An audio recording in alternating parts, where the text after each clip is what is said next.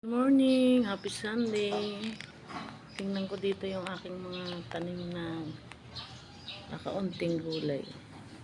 May tanim akong sili, talong. Ayan o, may bunga na siya isa. Tapos, nagtanim ako ng sitaw na turo. Galing yan ng Nueva Ecija. Tinanim ko dito sa Bulacan. Diba? Nakakatuwa. Kung nakikita mo yung tinanim mo tumutubo na. Sitaw turo siya. Yan yung sitaw na masarap.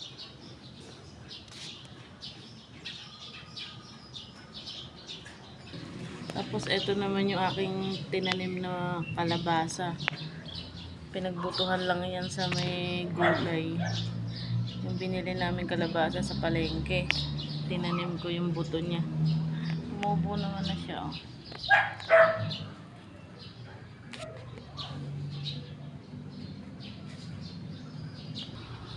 Ilang peraso yung talong na tanim ko na yan. Wala pa nga okra eh. Hindi pa ako nakakabili ng buto.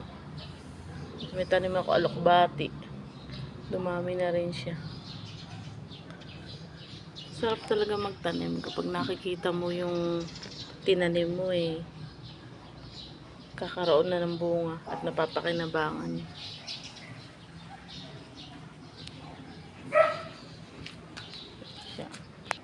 Simple lang yung mga tanim ko pero natutuwa ako pag nakikita ko tuwing umaga. Nagagandahan ako tignan.